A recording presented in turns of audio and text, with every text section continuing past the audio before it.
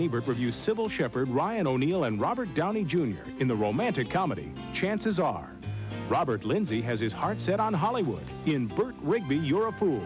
And all Tom Hanks wants is a quiet vacation at home in The Burbs. It's all coming up next on Siskel and Ebert.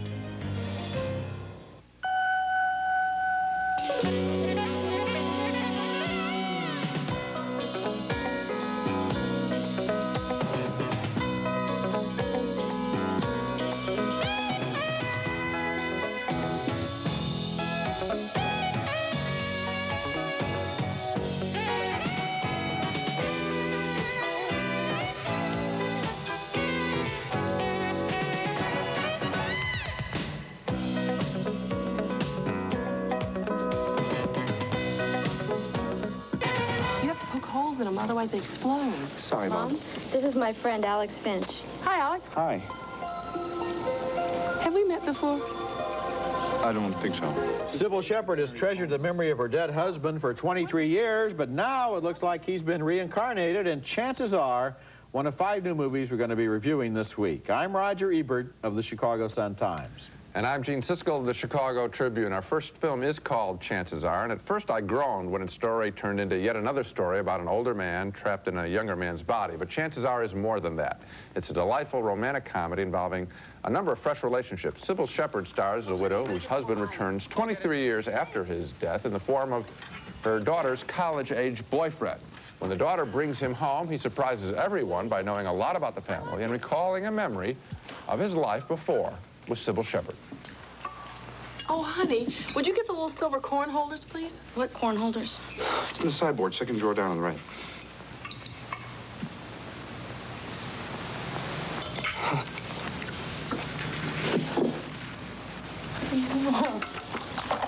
So they are. Good guess.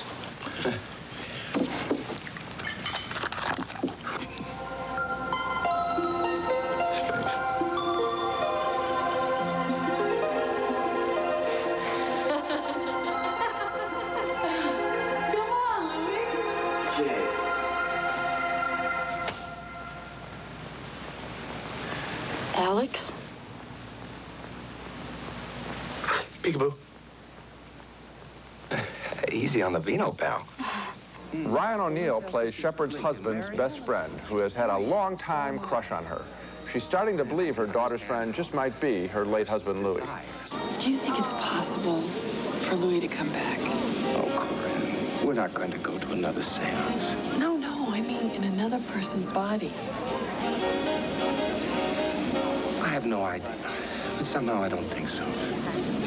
Eventually, the young man, played by Robert Downey Jr., has to choose between Shepherd and her daughter. But first he has to convince Shepherd who he really is. Don't break that, it was Father's. No. Oh, good night. Good night. You win. Good night. Just relax. I'll leave. I'm sorry, but this is important. I had a pair of diamond earrings with me the day I died. They were for you, for our anniversary. How do you know about those? I bought them for Mr. Zellerback. How do you think I know? I know everything about you, darling. I know that you love peanut butter and rhubarb and cats with yellow eyes. You're a psychic or one of Shirley MacLaine's kooks, a spoon bender. Oh, you love Johnny Mathis. Get out of here! I hate Flint. Before I scream so loud that everybody in the neighborhood shows up and I have you arrested for impersonating a person. And I know you did the Watusi before Lucy Baines, remember? Remember this?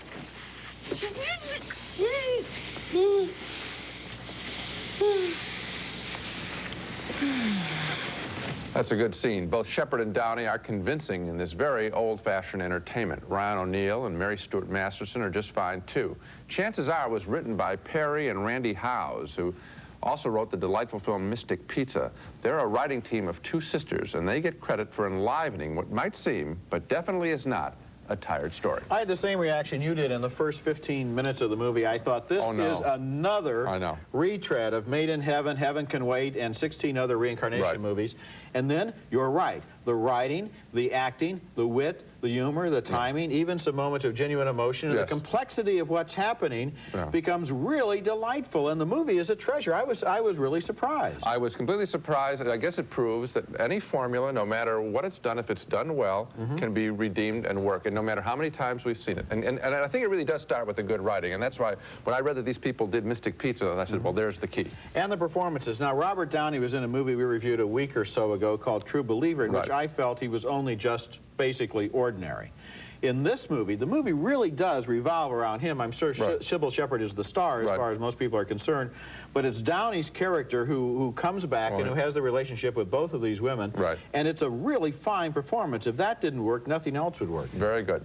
Okay, next movie. And our next movie is another stylish mystery about dreams and fantasies, but this one is a little scarier than chances are. It's called Paper House, and it tells the story of a strong-willed young girl who discovers that when she draws a house with a young boy in the window, afterwards she seems to visit that house in her dreams, and she becomes friends with the boy. Is anybody there?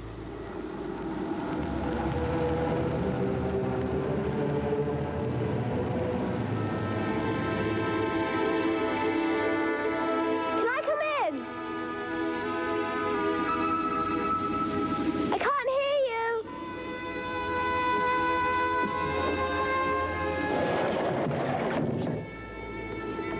I said go away. No, you let me in, then I'll go away. I can't do that. Why not? Because there aren't any stairs. How did you get up there then? I don't know. I'm just here. That is Charlotte Burke in a very definite and convincing performance as the stubborn Anna, who becomes convinced that her drawings are controlling the fate of that young boy in her dream. When her mother throws away her drawing, she goes into hysterics trying to get it back. Come on, love, out of the way. Do I have to find something? I threw it away by mistake. To bed now. Come on. No. You're going to be sick, really sick, unless you calm down. And sure enough, there does seem to be some sort of connection between her art and her dreams. I drew you. This house, the stairs, everything. Come and have a look. Come on. I can't walk. Well, of course, I didn't draw you any legs. And then, in bed with a fever, she learns from her doctor about another patient the doctor has, a little boy who cannot walk. How long exactly do I have to stay in bed? I'll come and see you again at the end of the week. At the end of the week? Count yourself lucky. I've got a patient, a boy a little bit older than you, who's been in bed for a year. I'd rather die than that. You and he will get on well. I suppose Paper House would be classified as a fantasy thriller, but I thought it was a lot more than that. A dream movie that uses images so real and so concrete, they seem more convincing than most real-life dramas. The soundtrack is effective, too, very clean and uncluttered and filled with large, frightening sounds. Paper House is much more than simply a fantasy, because underneath the dreams is a buried story that suggests that that woman doctor is somehow the psychic connection between her two patients, and that by using her, that young boy and young girl can meet in their dreams and help each other to cope with their painful situations. This is the first feature by a young British director named Bernard Rose, and based on this film, I think he has a genuine and very individual talent. I think he's talented, too. I would say for about 2/3 of the way, I was fascinated by this film because I think it does... dream sequences are very hard to put on movies successfully. They're always overblown. These seem to be legitimate fears that a child might have, the girl. When the film got more explicit, there's a shot about 2/3 of the way through where the ground opens up. Yes. At that point, I thought that the film sort of went over the top with imagery, and I got a little bit tired of it. Until then, I was fascinated by it. Oh, I liked it. You know, the thing is, most of the time these days, when you get a movie that deals with this kind of subject matter, it doesn't respect either the teenagers, young teenagers in the movie, or its audience. It goes for gore and trash and meaningless violence. This is played on the high ground. On very high ground. It's a fantasy that works itself out logically, so that it's like those movies that were made 20 or 30 years ago before movies tried to gross you out every time that they did anything like that. Did you get tired of it by the end? I didn't. I saw it twice, and I liked it very much both times. Okay. Coming up next, The Burbs, starring Tom Hanks as a suburban homeowner with very strange neighbors. What is it? called The Burbs, a comedy starring Tom Hanks as a suburban homeowner whose neighbors are already quite strange, and then their block is invaded by a really unusual family, one that commits a cardinal sin of the suburbs. They let their house rot. That leads to all sorts of neighborhood gossip. I'm telling you, these people are Satanists. As I sit here, they are Satanists. Look, the world is full of these kind of things. Look at this. Black masses, mutilations. The incubus, the succubus. The mystery turns up a notch when Hanks's dog pokes around the strange neighbor's home.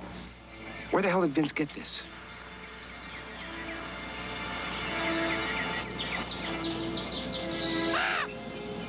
He dug it up from underneath the fence.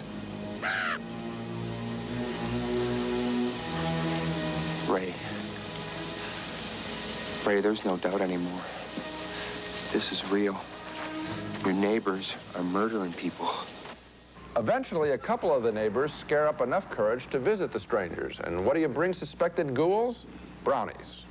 Yoo-hoo, it's Carol Peterson from next door.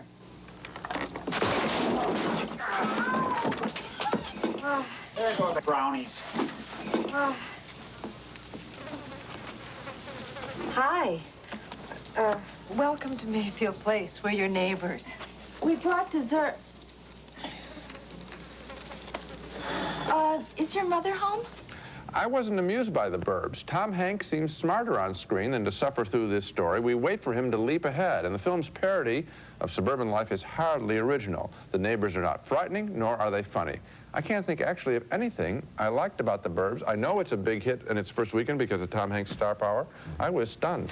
Tom Hanks is a big star, and I think he's responsible for the fact that this movie is doing so well, but actually, it's kind of a very pale imitation of Neighbors, that Aykroyd and Belushi picture. Yeah, I like that. Which I liked a lot more. Yeah. This movie is bankrupt of imagination. It goes nowhere. It uses a lot of special effects to no avail, and the sad thing is, in a way, it's because Tom Hanks is so popular that this movie is such a box office hit. And another movie that opened on the same weekend, The Mighty Quinn, which both of us thought was one of the best movies of the year, went right down in the ratings. You know, it's too bad because people see this and they don't have a very good time, or at least I think a lot of people wouldn't have a very good time, and then they get kind of down on the movies and they miss the opportunity to see one that would have really sparked them. Well, it is. I mean, it's a stunning film to me because I just didn't find, I never laughed once. No. Coming up next, High Hopes, an angry comedy about some down-and-outs who like being down and out.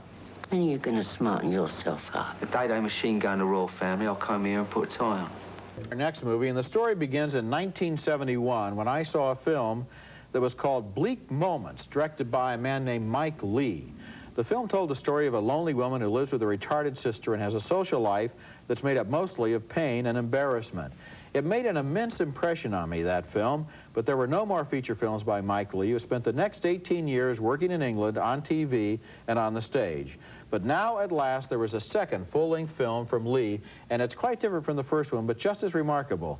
The film's called High Hopes, and two of its characters are a left-wing working-class couple in London who take in strays, including this confused young man. You want your holidays? He's looking for his sister. I come to get a job. Ah, where are you from then? Byfleet. Where's that? Surrey, isn't Is it? it? So what, you come out of London looking for work? Yeah. You'll be lucky, mate. I'm going to get a job on a building site. Oh, yeah? Vivian said. Who's Vivian? My sister, Vivian Bennett. Do you know her? That is Philip Davis as Cyril, and his mother is one of the last poor people living on a block that has been yuppified. When the old lady locks herself out of the house, her new neighbor treats her like a leper. If you'd like to give me your daughter's number, I'll give her a quick ring for you. I don't know her number. It's in my book indoors. Well, is she in the telephone directory? So, Right. Well, I suppose you'd better come in, just for a moment.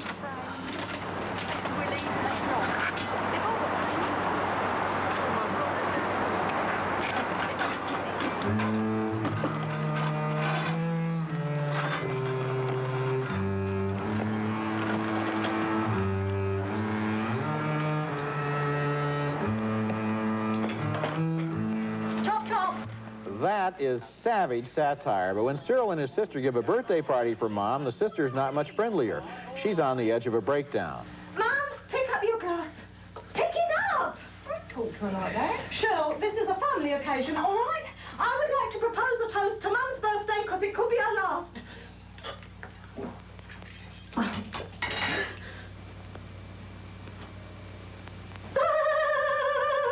and it's amazing there how that laughter is right on the edge of hysteria. What Mike Leigh does in this film is to walk a dangerous emotional tightrope between satire and politics. He doesn't like the selfishness and materialism he sees in modern England, but he's not very sure of his own answers either. Not many films like High Hopes get made these days. It's not a dumb, prefabricated entertainment. It's a film that's alive and breathes and takes chances, and you can see it testing its own limits right there on the screen. There are scenes so cruel that you want to cringe because Leigh has no mercy on the shrill and the smug and the selfish, but then he turns the scene around with an unexpected flash of humor. A movie like this keeps you on your toes and challenges you to decide what you think about it, and I thought it was very special. Well, I think it is special, too, in the sense that we don't normally get a couple that is the center of a picture that isn't heroic in some way or self-destructive in some way. This couple borders on that. I think he really would like to speak to a tender couple like this, and they are wonderful. They take someone in, they're very sweet, they're more like hippies, and I think he would like to encourage them to take over the world in some way and say, in other words, don't be so laid back. You're the hope, because the condo owners on that block are not the hope. They're cruel to the old lady, who is also the bedrock of England. And I'm sure it's a poem in some way, a strange, confused poem. It's a hard film to figure out, but it's a poem in honor of the values of this young couple. Basically, what he's talking about, I think, are some working class people who have become rich. And who have decided to cut their links with their past.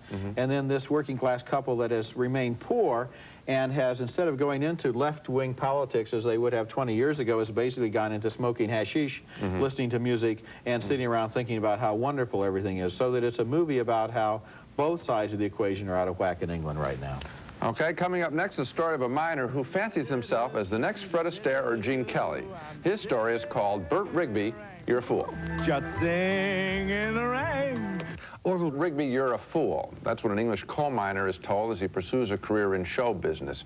Robert Lindsay, who was a big hit on Broadway in the musical Me and My Girl, stars as coal miner Burt Rigby, who fancies himself a song and dance man and injures himself before performing in a local talent show.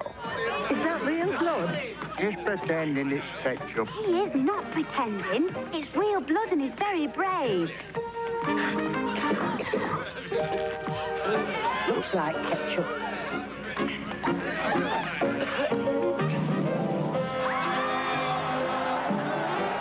The audience laughs at the bloody nose, even if we don't. Burt wins the contest and goes on the road with the show, taking on all comers and daily calling his girlfriend back home.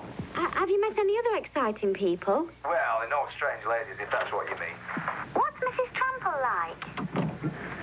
Mrs. Trample? Oh, she's, very motherly. She's really nice to all the lads, very giving. And the thing is, though, she's really devoted to her husband. Get your ass back to the bedroom. I was just bringing Bert some smoked oysters. Out. Sid, you're a selfish pig. And you do not know how to speak to a lady. It's just as well I didn't marry one then, isn't it? Pighead. Before she met me, she'd no class at all. There's a whole relationship involving that wife of the operator of the talent show. It's sort of amusing. But the film really only works when Robert Lindsay is singing classic songs. And even then, we think of the people he wishes to imitate. And to turn a phrase, I've seen Fred Astaire. I've seen Gene Kelly. And Burt Rigby, you're no Fred Astaire or Gene Kelly. The film runs on and on with Burt going to America to star in a TV commercial. I never bought the premise in Burt Rigby. I just saw it as a phony story enlivened by grade B musical numbers. When he imitates someone, I'm thinking of who he's imitating. It's kind of an innocuous movie. I'm not going to vote thumbs up on it either. Yeah. There are some charming moments in it, and you're right. The charming moments are charming because of the moments they're stolen from. They're not charming because of themselves. I mean, when he does the imitation in 5 minutes, and it's very cute, of Singing in the Rain, I thought, oh, that's impressive, but I'd rather see Singing in the Rain. You know what? It occurred to me while I was watching this film. I've seen Lindsay in Me and My Girl. It's a charming musical. It would probably make a very nice movie of the sort of movie that MGM MGM was making in the 1940s, like Right. Easter Parade and so forth. Right. That movie will probably never be made because these days Broadway musicals don't seem to translate to the screen as they used to do so routinely. And so what they did was they took Lindsay out of the musical and tried to put him into a homage to musicals like they wish they were really making. Let's Make Me and My Girl and forget about Burt Rigby. Now let's take another look at the movies we reviewed this week. 2 thumbs up for Chances Are, the surprisingly enchanting comedy with Sybil Shepherd and Robert Downey Jr. A split decision on Paper House. I thought it was inventive and original, but Gene thought it started strong and then lost its way.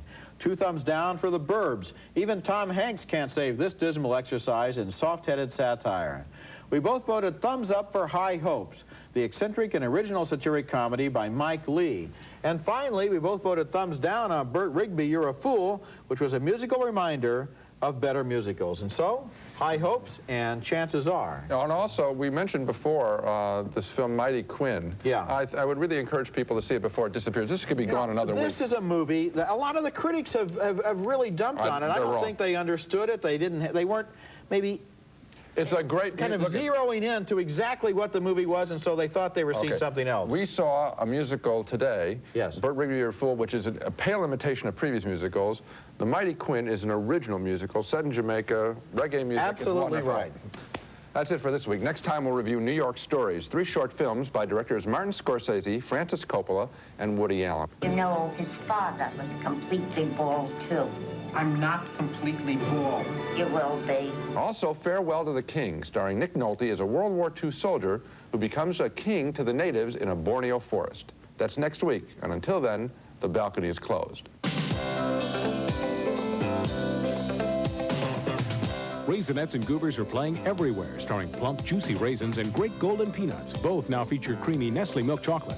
Pledge. Generation after generation, Pledge keeps your wood furniture looking beautiful without any buildup. With Pledge, dusting can be beautiful. Now you can have a California raisin singer on your own. This limited offer is just 99 cents plus proof of purchase. Visit your local store for details. The great taste of Almond Delight. Crunchy almonds and crispy flakes with a hint of brown sugar make it taste so delicious. Almond Delight. It's the best.